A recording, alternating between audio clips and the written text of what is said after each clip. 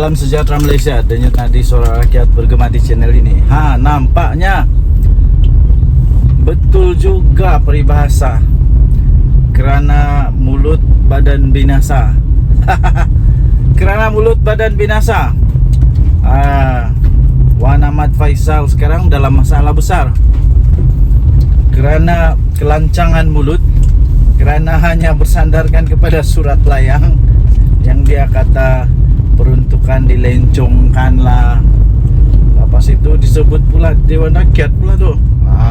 Jadi kerana itu ya, tuan-tuan dan puan yang dihormati sekalian, Ketua Polis Daerah Machang telah mengesahkan bahawa Wan Ahmad Faisal disiasat. Disiasat kerana perkara itu. Ada tiga kelompok yang telah membuat laporan polis bertujuan supaya perkara itu disiasat dan untuk membersihkan imej mereka yang difitnah oleh Wan Ahmad Faisal ini. Wan Ahmad Faisal ni Ketua Armada Bersatu. Bayangkan sajalah, Ketua Armada Bersatu buat kenyataan yang memfitnah tanpa ada fakta pun. Yang dia ambil, dia pakai sebagai dia punya bahan rujukan ialah hanya surat layang ke? Surat layang ke? Itu soalan tu. Jadi pemimpin daripada UMNO, daripada PKR, daripada Bersatu membuat laporan polis bersama-sama.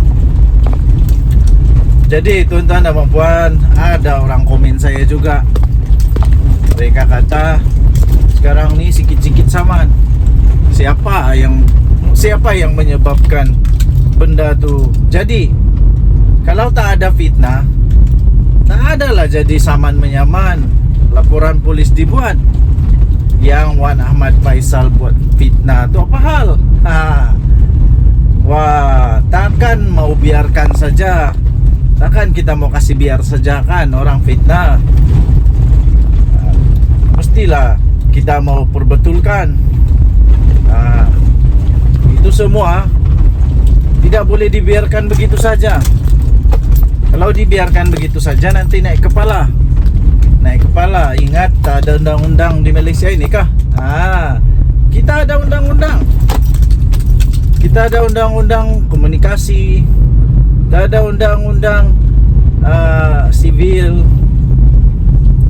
Dan kita harap semoga ahli-ahli parlimen, orang-orang politik yang suka memfitnah, yang hanya berharap menang dengan fitnah, tabur kebencian, berhentilah buat benda ni. Sebab kemenangan itu kalau disebabkan oleh fitnah hanya bersifat sementara. Akhirnya kebenaran pasti akan menang juga. Bila kebenaran sudah ketahuan, yang rosak nama sendiri, yang rosak parti sendiri. Waktu itu penyesalan sudah tiada gunanya lagi ya. Penyesalan sudah tiada gunanya lagi. Apalagi kalau disaman sampai berjuta-juta. Jadi itulah, betul lah orang kata, kerana mulut badan binasa. Denyut nadi suara rakyat bergema di channel ini. Kita jumpa lagi, bye-bye. Salam sejahtera Malaysia. Denyut nadi suara rakyat bergema di channel ini. Adakah ini tanda? Adakah ini signal?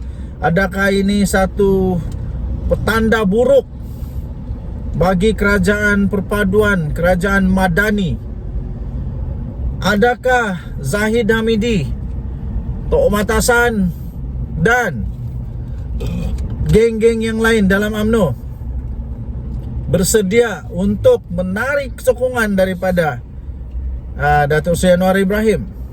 Adakah UMNO memang sudah ready untuk membatalkan kerjasama dengan PKR PH ini, DAP dan Amanah?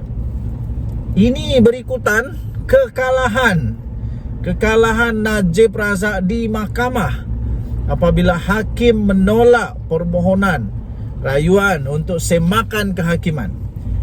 Pada saya senang saja, sama ada UMNO keluar atau tidak dari kerajaan. Kerajaan ini tak ada apa-apa pun terjadi. Paling-paling pun hilang apa nama ni, majority 2/3 itu saja. Kerana kalaupun UMNO keluar, tapi majoriti muda yang ada pada Datuk Seri Anwar Ibrahim tetap ada. Dan pada masa yang sama, tidak lagi dibenarkan mana-mana ahli politik, ahli parlimen atau ADUN untuk melompat parti dengan suka-suka, sebab sudah ada Akta Lompat Parti. Kecuali satu parti itu buat keputusan untuk boikot, untuk gulingkan Datuk Seri Anwar Ibrahim, okeylah. Tapi adakah Sabah dan Sarawak sedia untuk bekerjasama dengan PAS dan bersatu? Saya fikir itu adalah satu keputusan yang hampir mustahil. Apalagi Sarawak memang sudah menyatakan, sudah mereka pernah nyatakan dorang punya keputusan, betul-betul keputusan dorang bahawa diorang tidak mau bekerjasama ataupun tidak mau kalau PAS bekerjasama dengan mana-mana parti di Sarawak ataupun menjadi sebahagian daripada kerajaan yang ditakbir oleh PAS. Tidak. Itu dulu kan. Jadi tuan-tuan dan puan-puan yang dihormati sekalian, nampak gayanya UMNO sekarang di tengah jalan yang banjir. Jadi mereka berada di divider yang tinggi sikit. Ayak dah tinggi ayak dah sampai hidung. Dah sampai hidung, nak lemah dah. Mau lemas-lemas sudah, tapi dah juga lemas lah. Jadi orang bilang hidup segan mati tak mau. Tapi nasib baik UMNO dalam kerajaan sekarang. Saya fikir UMNO perlu membuat keputusan yang penting, iaitu terus berada bersama dengan kerajaan. Sebab kalau dia keluar daripada kerajaan, dia mau bersama dengan siapa? Mungkin dia boleh bersama dengan PAS, tapi mau lagi kah dia orang kena game-game mulai PAS? Yang paling penting, maukah Zahid Hamidi bekerja sama dengan Muhyiddin Yassin? Maukah Zahid Hamidi bekerja sama dengan Muhyiddin Yassin? Pada masa yang sama bekerja sama pula dengan Atuk Mahathir. Aduh, kita akanlah kena game kali kedua lagi, atau kali ketiga lagi, atau kali keempat lagi. Ingat dulu siapa game siapa. Saya fikir Muhyiddin tidak akan bersedia untuk bersama dengan Zahid Hamidi kerana dia pernah kena game oleh geng-geng Zahid.